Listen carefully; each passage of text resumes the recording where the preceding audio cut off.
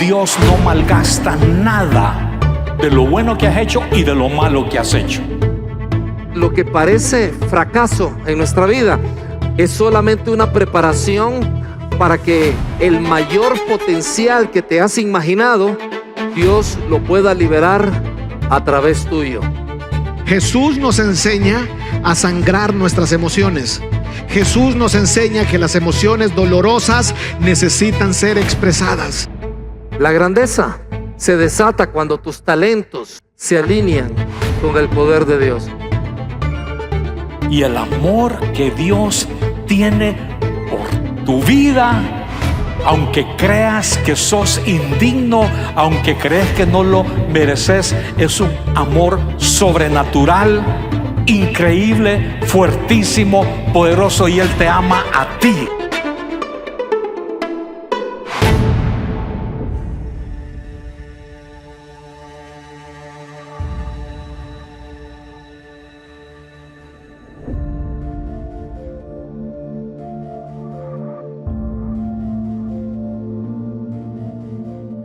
Todos vamos de viaje, algunos lo planean todo. Pone en 0, por favor, el kilometraje. Ya está en 0. Otros solo se lanzan. Vaya, man, todo lo que tienen ya.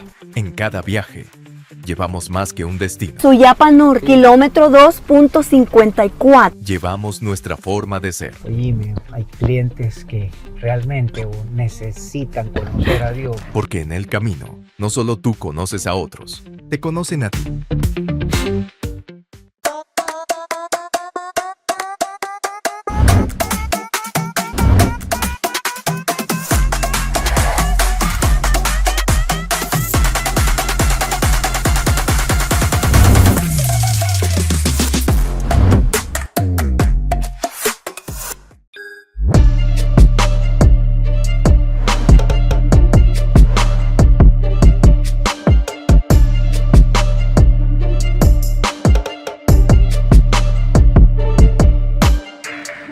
Tengo un par de anuncios. En primer lugar, la próxima semana arrancamos con nuestro proyecto Andrés, con la serie Código Interno, descubriendo nuestra personalidad. Pero desde ya hay que ponernos en modo invitar, hospedar, ser invitadores. Ya deberíamos de tener nuestra lista de personas a los que queremos invitar. Ya deberíamos de estarlos invitando. Ya deberíamos de estar listos para ir a recogerlos, ir a dejarlos después de la reunión, estar listos para invitarlos a tomarse algo o a comer después de la reunión, ¿verdad? Ser hospedadores con ellos. Para eso también, si se fijaron, el parqueo B, el que se accesa por detrás del supermercado, está abierto desde las 12 del día. Y este parqueo principal se abre media hora antes de la reunión. La idea es que cada uno de nosotros que ya conocemos, que hemos estado viniendo, aunque esta sea nuestra primera vez y ya sabemos los parqueos, que podamos estacionarnos en el parqueo de atrás para que este parqueo quede disponible para nuestros invitados, para las personas que nos visitan por primera vez, que puedan estacionarse cómodamente y fácilmente. Así que los animo a que puedan involucrarse en eso, de estacionarse en el parqueo B. Tenemos un código QR, esas son las invitaciones digitales para las conferencias del proyecto Andrés. Pueden escanear ese código, las descargan y pueden compartirlas por WhatsApp, en las redes sociales, a todos sus contactos. No hay excusa, podemos invitar masivamente, ¿verdad? Y darle seguimiento a las personas que invitamos, facilitarles la llegada al auditorio como la llegada a su casa después. Así que los animo a que nos involucremos en estar invitando y en estar hospedando personas. Pues hoy terminamos esta serie de Enemigos del Corazón. Cada uno de los temas que se ha tocado, todos estos temas no son aislados. En realidad cada uno de estos temas son como primos. Se llevan entre ellos y lo que quieren es anidar en nuestro corazón y destruirnos. Así que estemos pendientes. Cada una de las cosas que hemos aprendido en estas semanas son cosas que debemos de mantenerlas frescas y estarlas repasando. Por ejemplo, el pastor Cárcamo nos hablaba de la codicia. Decía que la definición de codicia es un deseo intenso y egoísta de tener más. Que eso genera una voz interna que nos dice: si tuviera más, sería feliz. O si tuviera eso, ahí sí sería feliz. ¿Verdad? ¿Cuál es la cura para esto? Tener una gratitud selectiva, o sea, dar gracias por cosas que normalmente no damos gracias. Aprender a ser generosos, a compartir de lo que Dios nos ha dado. Luego la siguiente semana habló de la ira. Dice que la definición de la ira es una elección y no una reacción inevitable. Muchas veces nos escudamos detrás de, es que me hizo enojar. Hizo eso y no tuve de otra, tuve que enojarme. Pero no, la ira es algo que nosotros decidimos reaccionar con ira, no es algo que nos controla, ¿verdad? O no debería de ser algo que nos controla. Hay varios tipos de ira. Ira súbita, que es la que estalla, ¿verdad? Nos enojamos y nos llenamos de ira sin previo aviso. Hay una ira pecaminosa que es egoísta y destructiva. Una ira obstinada que vamos acumulando contra ciertas personas muchas veces, y una ira santa que es la opuesta a la justicia, que es la única que podemos experimentar. Habla que la cura es el método de las 3 C. Dice que hay que confesar en oración nuestro problema de ira, considerar lo que dice la palabra de Dios para aplicarlo en nuestra vida y controlarla, ¿verdad? Perdonando a las personas o pidiendo perdón cuando explotamos. Luego el pastor Larios habló de los celos. Decía que el celoso o la celosa, cuando ve una amenaza, se angustia. Decía él que el objeto de nuestros celos es algo que idolatramos porque perdemos de vista la perspectiva. ¿Cuál es el agravante en los celos? Los amigos chismosos. La gente que nos está diciendo, mira, no te saludó, mira, no te dijo tal cosa, o mira, no te consideró. Y rodearnos de ese tipo de personas lo que va a generar es más problemas para nosotros, nos va a avivar ese problema de celos. El único celo que nosotros podemos sentir o debemos sentir es el celo por el Señor, por hacer las cosas buenas, por agradar a Dios. ¿Cuál es la cura? La cura es que el amor de Dios nos abraza, que debemos de amar a Dios más que cualquier otra cosa.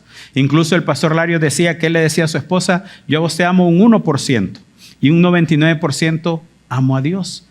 Cuando nosotros amamos a Dios más que a nuestras esposas, que a nuestra familia, esa es la garantía para ellos de que los vamos a tratar bien porque estamos obedeciendo a Dios. Queremos agradar a Dios antes que a nuestra esposa, antes que a nuestra familia. Entonces debemos de mantener enfocado nuestro amor en Dios en primer lugar. Luego, la semana pasada el pastor Gustavo hablaba de la amargura. Me llama la atención porque siempre desde que yo llegué a la iglesia hemos manejado un término que uno decía, no, es que tiene una raíz de amargura, decía uno. Tiene una raíz de amargura. Cuando tenía algo contra alguien, entonces uno decía, no, es que tengo una raíz de amargura porque me hizo tal cosa. Pero el pastor agregó un elemento que me llamó mucho la atención, porque él decía que la amargura es una raíz venenosa en el corazón, porque es algo que nos va envenenando y lo que busca es destruirnos. El origen de la ira, de la amargura, es algo que nos hicieron o algo que nos sucedió. ¿Y cuál es la cura para la amargura? Perdonar así como Dios nos perdona. Que no es porque nos lo merecemos y no es porque hacemos algo bueno, nos perdona incondicionalmente. De la misma forma, nosotros debemos de perdonar a las personas a nuestro alrededor, debemos de perdonarnos unos a otros incondicionalmente para evitar que la amargura haga nido en nuestro corazón. Pues hoy vamos a hablar de la culpa.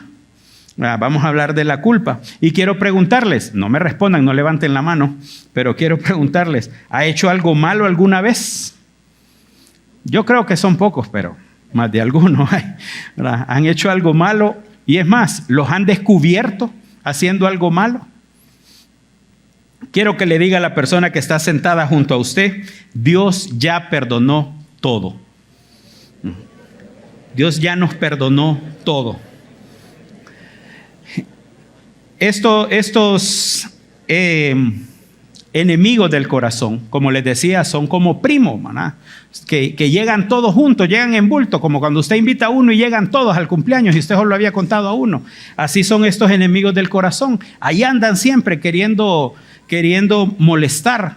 La amargura nos lleva, muchas veces la amargura es generada por celos, la ira nos genera por envidia y todo va relacionado. Entonces es algo que debemos de estar pendiente en todo porque es un conjunto de cosas que quieren dañarnos. Veamos una definición de culpa. Esa es una definición del diccionario. Dice responsabilidad moral que una persona tiene por sus acciones pecaminosas. Y ahora le vuelvo a hacer otra pregunta. Cuando pecamos, ¿deberíamos sentirnos culpables? ¿Deberíamos de sentir culpa por nuestro pecado? ¿Hice algo malo? ¿Debería sentirme culpable? La respuesta es no. No deberíamos de sentirnos culpables. La culpa no viene de Dios. No es lo que Dios quiere que nosotros sintamos. Muchas veces tenemos cosas en nuestras vidas que las hemos permitido. Pecados que nadie sabe, nadie conoce y los tenemos ahí, ¿verdad? Los tenemos ahí, los cuidamos, los alimentamos, los tenemos ahí según nosotros bajo control. Pero es peligroso eso. Y la pregunta siguiente, hoy solo vengo preguntando en vez de venir a decirle, ¿verdad? Pero ya vamos a llegar. Otra pregunta es, ¿por qué sentimos culpa? Cuando pecamos, ¿por qué sentimos culpa? ¿De dónde viene esa culpa? Pues la culpa viene porque Satanás nos acusa.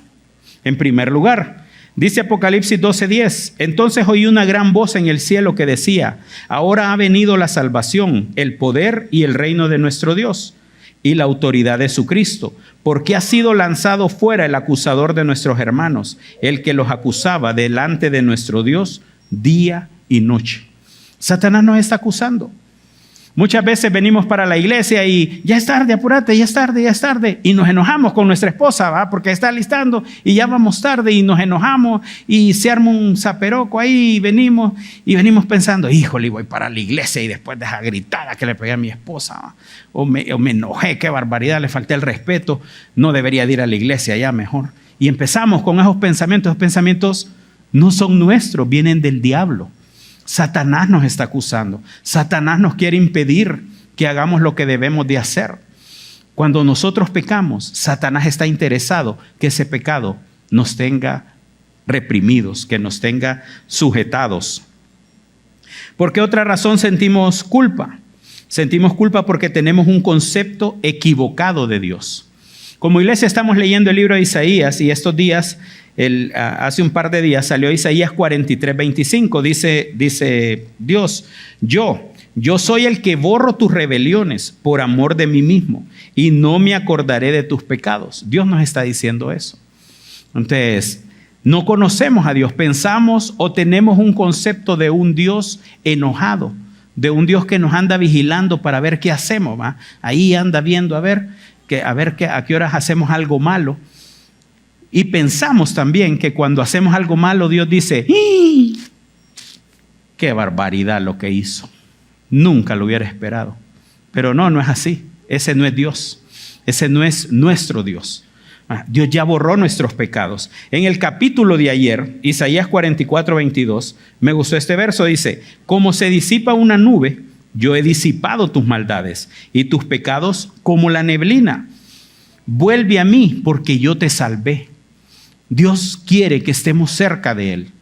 Dios quiere que estemos en comunión con Él constantemente. Pero muchas veces no conocemos a ese Dios lleno de gracia, sino que pensamos que nuestro Dios es un Dios enojado, un Dios que está listo para castigarnos. Otra razón por la que sentimos culpa es no sabemos cómo actuar ante nuestro pecado. Pecamos y empezamos a pensar, lo que hice, ¿qué hago? Lo cuento, busco ayuda. No, mejor no. De todas maneras nadie se dio cuenta. Me voy a quedar calladito. O pido perdón. O ¿qué hago? Y empezamos y no sabemos cómo reaccionar ante nuestro pecado. No sabemos qué pasa o cómo debemos de actuar. Y primera de Juan 1:9 dice, si confesamos nuestros pecados, Él es fiel y justo para perdonar nuestros pecados y limpiarnos de toda maldad. Dios está listo para perdonarnos. Ya nos perdonó. Y no estamos hablando de salvación aquí. Estamos claros. Hace 2000 años Jesucristo vino y murió en la cruz para pagar todos nuestros pecados. Hace 2000 años ninguno de nosotros había nacido. Todos nuestros pecados eran futuros. No hay pecados pasados, presentes y futuros. La gente se enrolla en esas cosas. Pero cuando Jesucristo murió, no habían pecados pasados. Todos eran futuros para nosotros. Ninguno de nosotros estaba ahí. Y Jesucristo pagó todos esos pecados, desde que nacimos hasta el día en que nos muramos. Los que vamos a hacer hoy en la noche y mañana ya están pagados. No es otra cuenta. Jesucristo ya pagó todos nuestros pecados. Y como decía en Isaías ahí, Dios ya lo borró. Y dice Isaías, por amor de mi nombre. Dice, no fue por nada que nosotros hicimos. Fue porque Él quiso, porque nos amó. Dice que va a hacer desaparecer nuestros pecados como la nube o como la neblina. Hoy en la tarde estaba amenazado que iba a llover. Cuando iba a salir de la casa estaba negro el cielo. Y entonces me metí a hacer unas cosas y cuando ya iba saliendo un solazo. Ya no habían nubes. Así desaparecen nuestros pecados delante del Señor. Como una nube, que vemos una nube y de repente aquel gran sol. Dios desaparece nuestros pecados. Él ya perdonó todo, todo por amor a nosotros. Entonces, no estamos hablando de salvación, ya somos salvos. Una vez que nosotros confiamos en Jesucristo, somos salvos para siempre. Comienza nuestra vida eterna ese día que nosotros confiamos en Jesucristo. No es que cuando nos muramos, desde el momento en que confiamos en Jesucristo comenzó nuestra vida eterna. Entonces, no es cuestión de que si soy o no soy, o que si se pierde o no se pierde. Ya somos salvos, ya nos perdonó todo. Ya estamos listos. El día en que nos muramos, vamos a estar con Dios por una eternidad. Eso nada lo va a cambiar. Absolutamente nada. Entonces, cuando hablamos de culpa, no hablamos de eso. No estamos hablando de salvación. Claro, cuando pecamos, vamos a tener consecuencias aquí en la tierra. Si yo les robo algo a ustedes y me ven, van a decir, no, es que el pastor es ladrón. Entonces, vamos a tener consecuencias. Entonces, no estamos hablando de salvación, estamos hablando de cómo nosotros debemos de sentirnos cuando pecamos. Entonces, si no debo sentir culpa, cuando peco, ¿qué debo sentir? ¿Qué debo sentir? Dice Efesios 4:30, no contristéis al Espíritu Santo de Dios con el cual fuisteis sellados para el día de la redención. El Espíritu Santo mora en nosotros desde el momento en que confiamos en Jesucristo. Ahí está, no se mueve. Cuando voy manejando y alguien se me atraviesa y se me cruza un mal pensamiento, el Espíritu Santo está ahí y lo mira, hasta se agacha para que no le pegue, ¿verdad? Si decimos una palabra que no debemos, el Espíritu Santo está ahí. Cuando tenemos malas actitudes con alguien, el Espíritu Santo está ahí. Nos oye, nos mira, todo, absolutamente todo. No es que no le podemos decir al Espíritu, mira Espíritu, ahorita voy a pecar, salite un momento. No, o sea, ahí está con nosotros y se entristece. Se entristece porque estamos ofendiendo a Dios en su santidad. Estamos yendo contra el carácter santo de Dios. Entonces, cuando nosotros pecamos, lo que deberíamos de sentir es tristeza, porque estamos entristeciendo al Espíritu Santo y a Dios. Eso es lo que deberíamos de sentir, tristeza, no culpa. Dice 2 Corintios 7:10, la tristeza que Dios busca es la que produce un cambio de corazón y de vida. Ese cambio lleva a la salvación y por ello no hay que lamentarse. En cambio, la tristeza del mundo lleva a la muerte. Aquí habla de dos tipos de tristeza. ¿Cuál es la diferencia? Tristeza de Dios, dice, produce un cambio de corazón y de vida. Entonces, ¿por qué nos sentimos tristes? Tristes porque ofendemos y desobedecemos a Dios. Aunque ya estamos perdonados, pero estamos ofendiendo a Dios. Yo no sé, a ustedes les ha pasado que alguien en nuestras vidas viene y nos hace algo, nos ofende, nos lastima, lo que sea. Ay, perdóname, no debía hacer eso. Y uno, no, está bien, te perdono. Y al día siguiente, otra vez nos vuelve a hacer lo mismo. No, está bien, te perdono. Nos volvió a pedir perdón. ¿Va? Y pasan 3 días y otra vez. Y pasan 4 días y de repente uno dice, no, hombre, ella es jueguito el tuyo. Siempre me pedís perdón, pero no cambiás. Muchas veces como cristianos nos enfrascamos en eso y patinamos y patinamos. Tenemos un área en nuestra vida, un pecado que queremos cambiar, en el mejor de los casos, queremos cambiar ese pecado, pero no salimos de lo mismo y seguimos tratando y seguimos en lo mismo, porque lo estamos haciendo nosotros solos. Muchas veces ocupamos ayuda, ocupamos confesarlo y pedir ayuda. Si seguimos haciendo lo mismo, vamos a seguir teniendo el mismo resultado. Entonces tenemos que cambiar, buscar ayuda para que nuestro arrepentimiento produzca un cambio de vida, un cambio en nuestro corazón. Nos sentimos tristes porque hicimos lo que no queríamos hacer.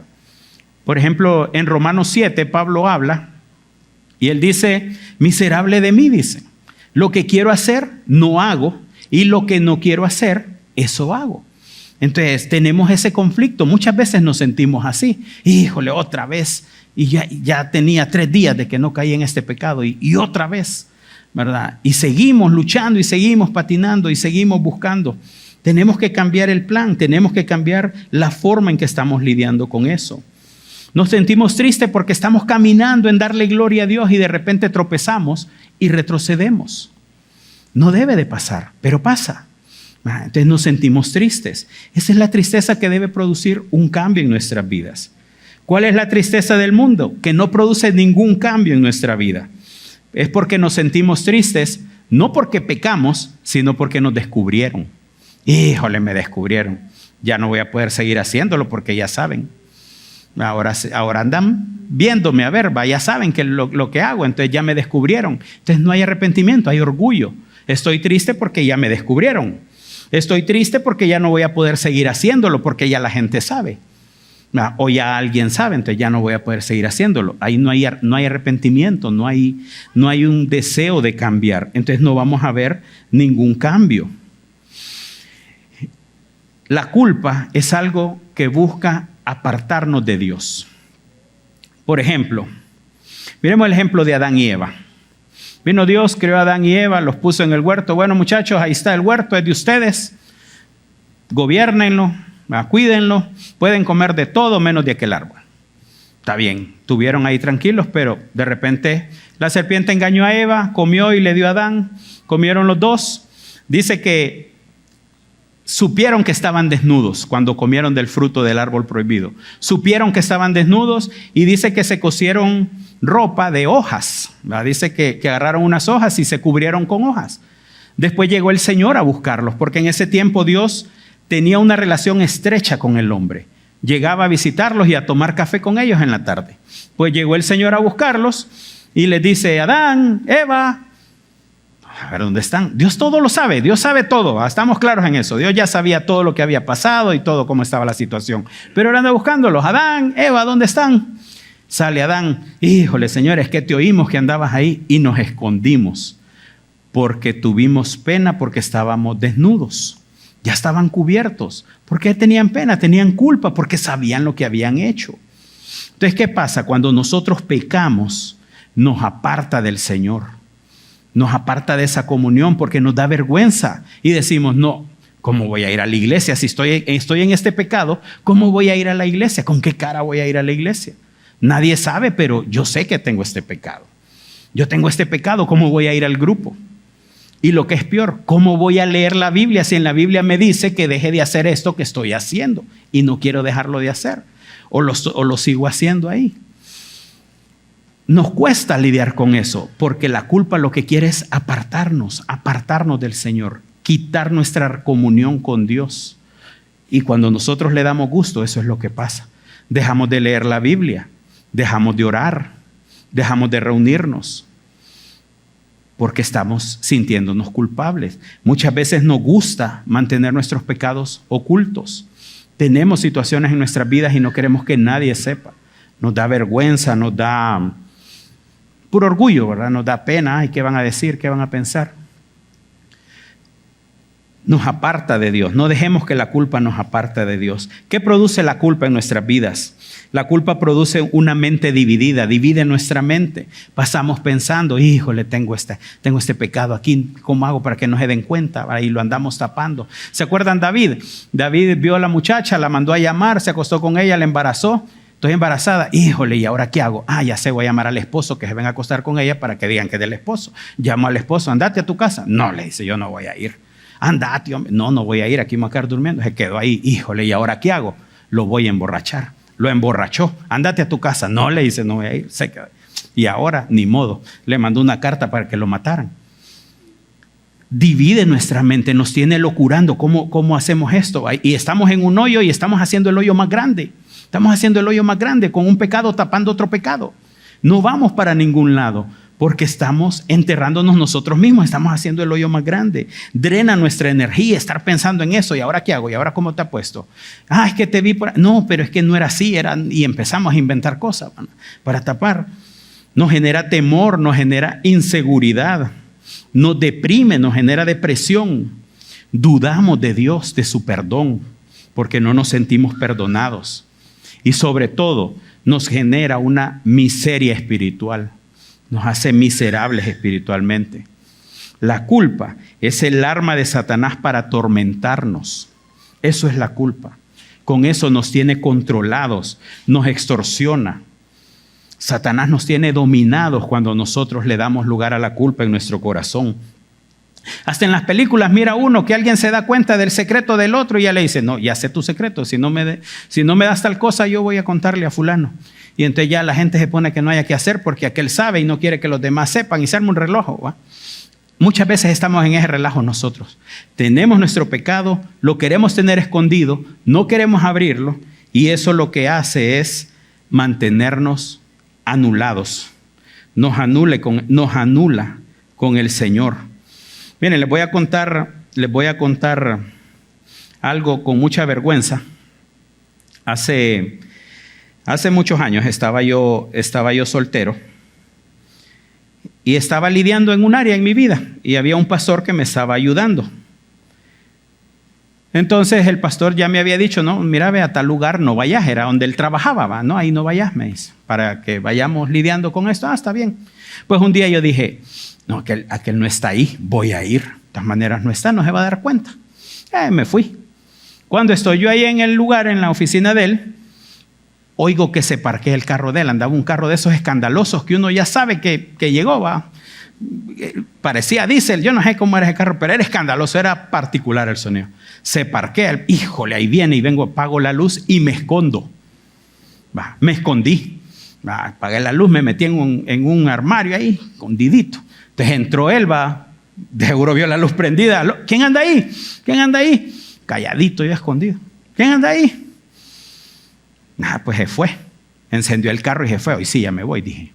Entonces voy saliendo, no por la puerta, pues dije yo por cualquier cosa. Me salgo por una puerta de atrás, por un pasillo a un jardín y me iba a saltar el muro. Me iba a salir por la puerta, no crean. Cuando voy subiéndome al muro, ajá, me dice. Híjole, digo yo. Se fue a parquear el carro a la vuelta y se vino a pie. Nunca me había sentido tan avergonzado. Nunca me había sentido tan avergonzado. Pero también nunca había sentido tanta gracia de parte de alguien hacia mi vida. Miren, ese hombre me hizo sentir de una forma que eso cambió mi vida. Eso logró que yo pudiera salir de mi situación. Cambió mi vida, la gracia que él me mostró. Yo dije, este hombre ahora va a poner un rótulo en la iglesia, va a ver cómo me van a tratar ahora. Pero no fue así. No fue así. Porque la gracia de Dios está con nosotros. Dios ya nos perdonó. Todos somos pecadores. Muchas veces pensamos, es que si yo le cuento esto a mi líder, me corre del grupo. O si yo le digo esto a un pastor, ¿para qué? Me ponen una cruz encima. ¿Verdad? Pensamos eso, pero no es así. No es así. No permitan que su pecado llegue a descubrirse hasta que lo descubran. Confiesen su pecado. Esa es la mejor forma. Dios está ahí para nosotros. Dios nos perdona. Cuando nosotros no confesamos algo y tenemos ese pecado ahí escondido, nos controla. La culpa nos controla. Satanás nos controla por medio de la culpa. No nos deja avanzar.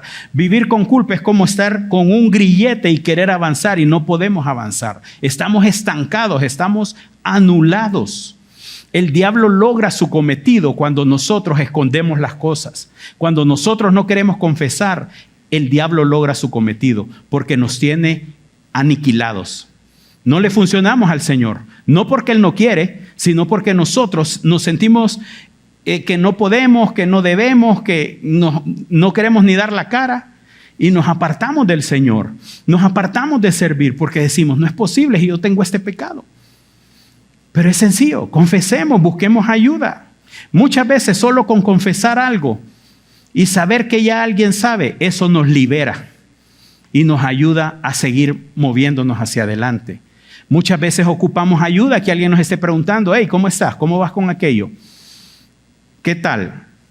Debemos de cambiar la estrategia y buscar seguir avanzando. Cuando nosotros estamos lidiando con una situación en nuestras vidas, con un pecado en nuestras vidas, la Biblia usa palabras como huye. Huye, porque es delicado. Es nuestra vida la que está en juego. Hay que huir de muchas cosas. Debemos de cerrar puertas. Muchas veces cerramos las puertas del pecado, pero como cuando tenemos un bebé, que la cerramos un poquito para que no le entre el ruido, pero no la cerramos del todo para que si llora podamos oír al bebé, ¿va? Entonces dejamos la puerta medio abierta. Pero esa puerta media abierta en el pecado lo que quiere decir es que está disponible. En nuestra mente es como, no, cuando ocupe, voy. Nos sigue controlando ese pecado porque lo tenemos ahí a disposición. Esas puertas hay que cerrarlas con llave o quitarlas y poner ladrillos. Clausurar esa puerta ya, que no sea una opción. Así de radicales debemos de ser. Si tu pecado es por la televisión, que ves cosas que no debes de ver, no tengas un televisor en un lugar privado.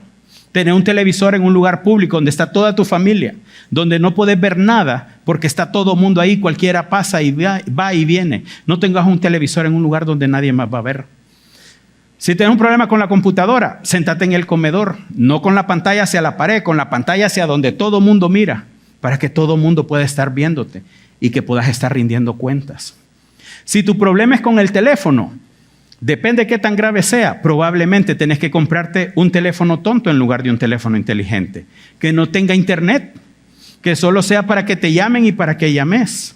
Depende de la situación, pero debemos de estar dispuestos a tomar medidas radicales, porque muchas veces esa va a ser la diferencia entre conservar nuestra familia, entre conservar nuestra vida espiritual o no.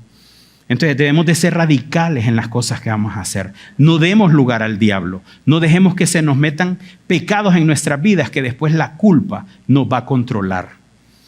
Seamos radicales. ¿Qué hacer para no sentirnos culpables? En primer lugar, identifica la fuente de tu culpa. ¿Qué es lo que te hace sentir culpable? ¿Qué es lo que te estorba para servir al Señor? ¿Qué cosas estás haciendo en tu vida o estás permitiendo que pasen en tu vida que te mantienen atrapado, que te generan culpa? Identifica qué es eso que te está generando culpa. En segundo lugar, confiesa y apártate de lo que estás haciendo. Dice Proverbios 28:13, el que encubre sus pecados no prosperará, mas el que los confiesa y se aparta alcanzará misericordia.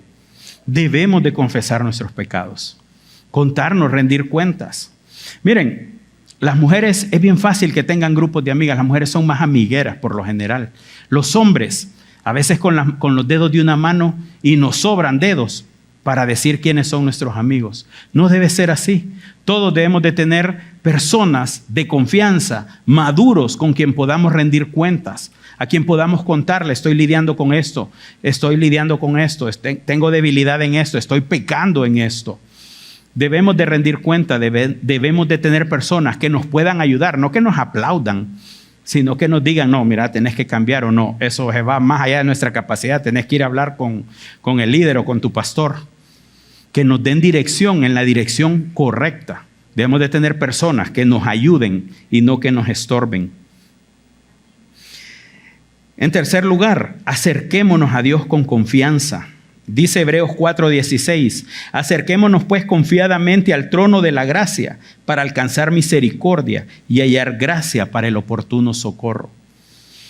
Dios ya perdonó todos nuestros pecados. Dios no está asustado por lo que estamos haciendo. Dios uy, qué pecado el que tiene. No, Dios no se asusta. Dios ha vivido desde siempre. Antes de que empezara, de que fuera el principio, Él ya era, y después del final Él va a seguir siendo. Dios ha visto todo, todo.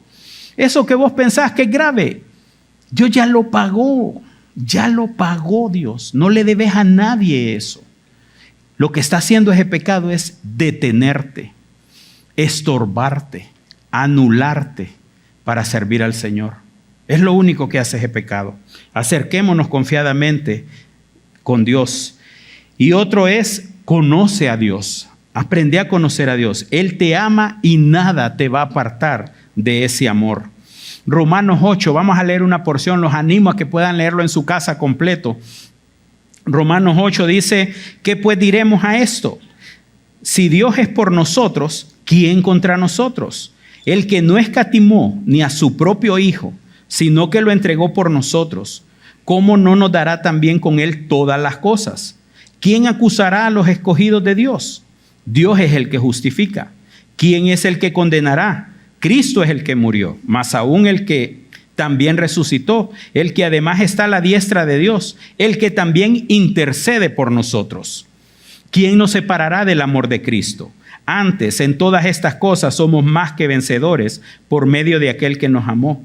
Por lo cual estoy seguro que ni la muerte, ni la vida, ni ángeles, ni principados, ni potestades, ni lo presente, ni lo porvenir, ni lo alto, ni lo profundo, ni ninguna otra cosa creada nos podrá separar del amor de Dios que es en Cristo Jesús, Señor nuestro.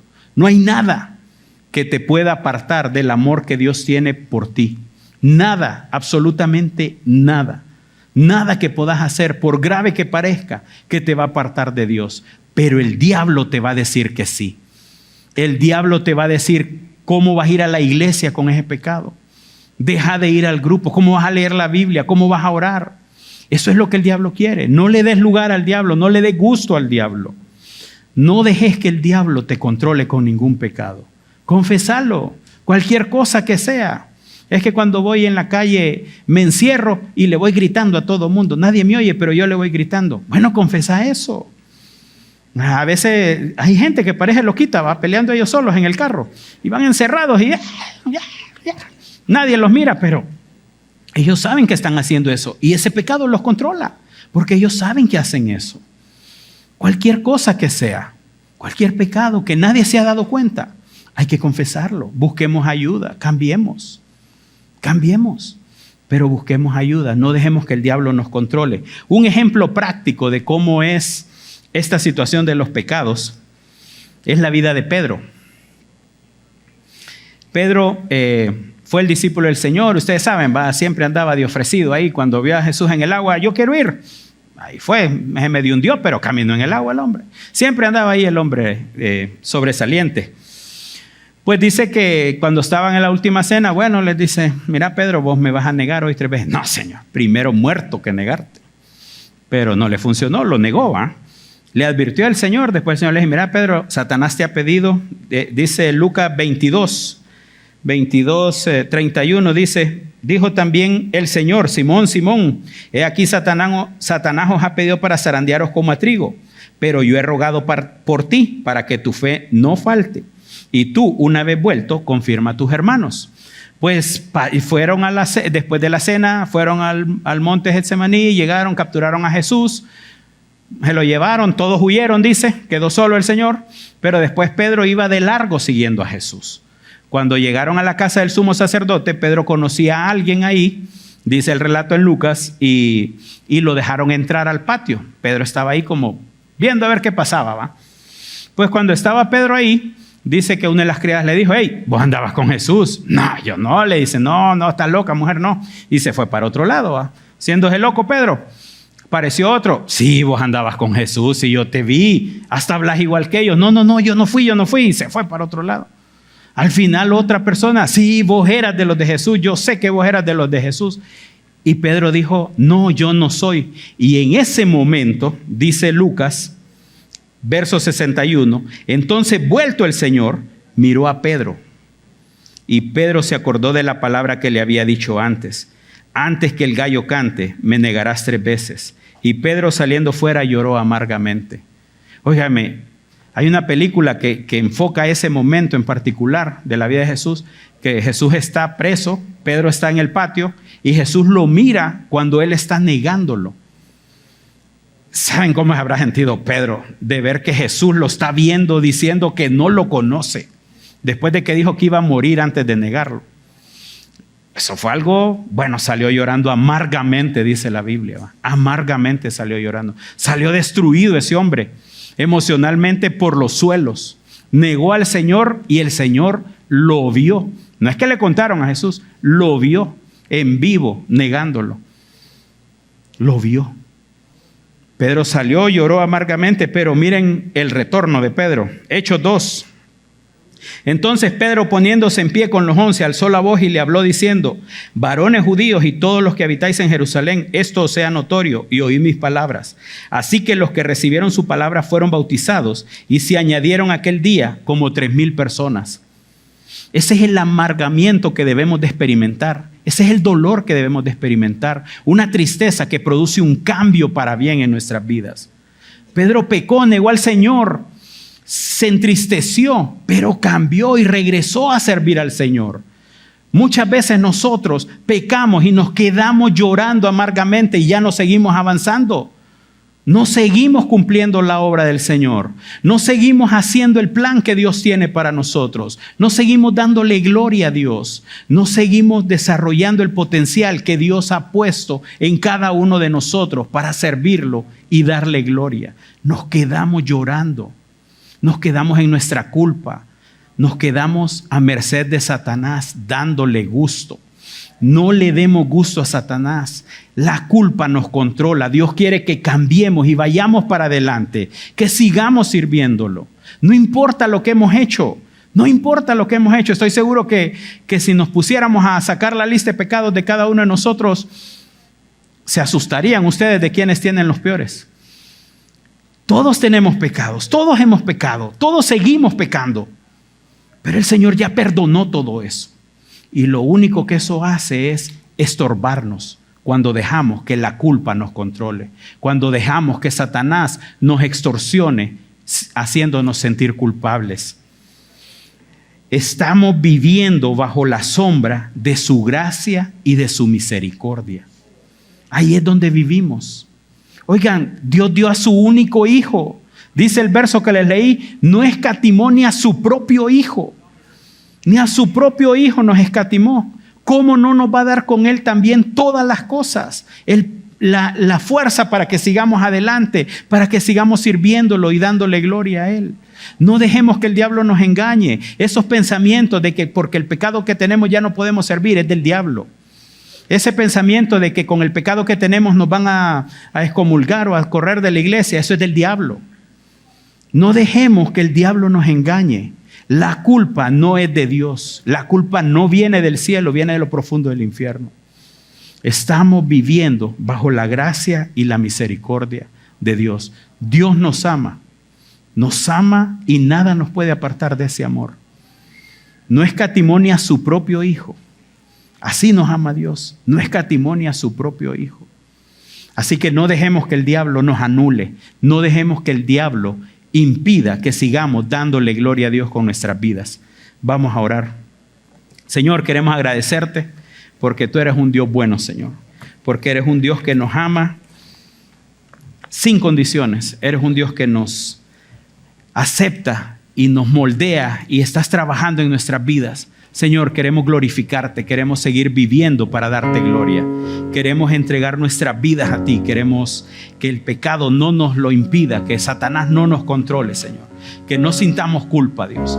Que nos entristezcamos y sigamos adelante para tu gloria y para tu honra. En el nombre de Cristo. Amén.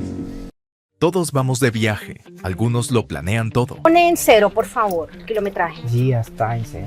Otros solo se lanzan. Vaya, mandan todo lo que tienen ya. En cada viaje, llevamos más que un destino. Suyapa Norte, kilómetro 2.54. Llevamos nuestra forma de ser. Oíme, hay clientes que realmente necesitan conocer a Dios. Porque en el camino, no solo tú conoces a otros, te conocen a ti.